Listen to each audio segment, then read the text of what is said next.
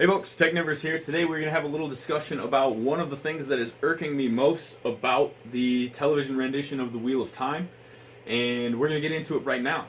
The thing I want to know is, what the hell? Where is Avendasora? This tree is very, very integral to the story. Lots of parts of it. We'll get into that in just a minute.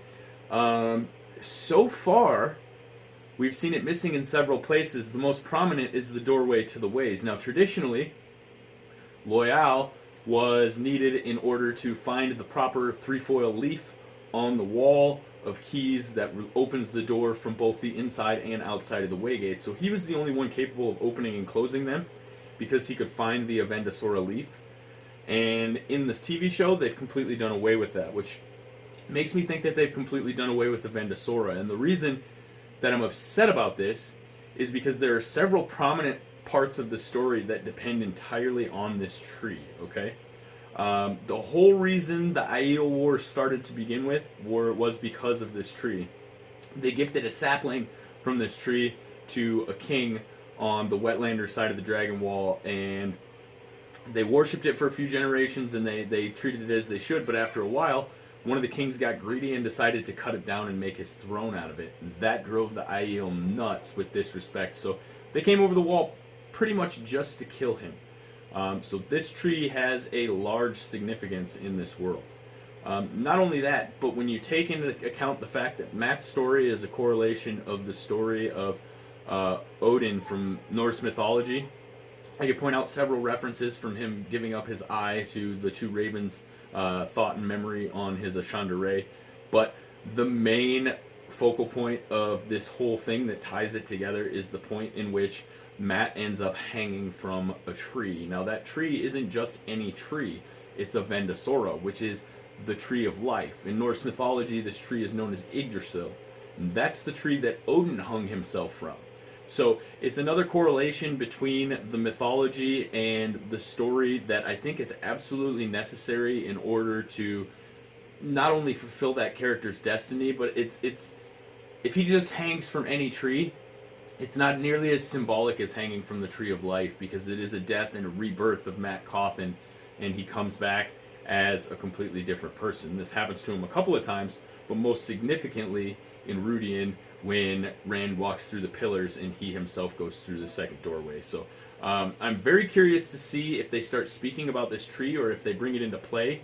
I will note that I have a story coming out on the big spoiler. If you haven't seen the final episode, close your ears. The death of Loyal in the 8th episode. I personally don't believe he's actually dead. I think he may be dead for now, but we'll touch on that in another video. I feel like, honestly, if they did away with his character, I wouldn't feel too bad. There are some parts down the way that I think they'll have to rewrite and tie some things together, but looking at him was a big throw for me throughout this series, through the few episodes that he was in. It was just not only was it not what I had imagined, it just kind of hits that uncanny valley where it's like almost real, too real, but not quite real, and my brain just wants to reject it as fake. So I think they may have made the right choice taking him out of the story. However, like I said, I don't think he's gone for good. I think he'll be back, and I think he'll be back sooner than you think. So let me know what you think about Yggdrasil and Avendasora and the Tree of Life. There are several other stories about the Tree of Life in these books, and it basically is a core theme to what's going on. And not only that, but seeing as how a lot of these characters are based on mythology, taking out that reference to the Tree of Life, the plant of life, the thing that gives us all of our roots, basically, it's a really hard thing to explain in a short video, but that's the underlying things that are implied by the Tree of Life existing in this world are numerous and kind of hard to deny. So I really hope that they bring it in, even if it's just a couple of quick blurbs about it before, you know, they actually see one. Maybe it'll show up in Rudian like it's supposed to. I'm really hoping it does. But yeah, that's going to be it, guys. Let me know what you think about this video. Leave a comment down below. Let me know if you could care less if the tree shows up. Let me know if you want to see it. And don't forget to hit that like button and hit the subscribe button as well. If you ring the notification bell, you'll get notified when we post new videos, and that means you'll get notified when we post the contest video. We are going to be giving away the Shadar Logoth dagger, Matt Coffin's dagger. I made that myself on my several 3D printers that you can kind of see in the corner there.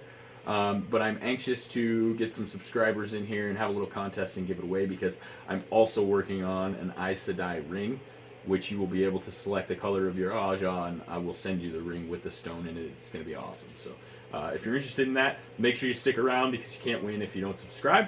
And that's going to be it, guys. Technivorous out.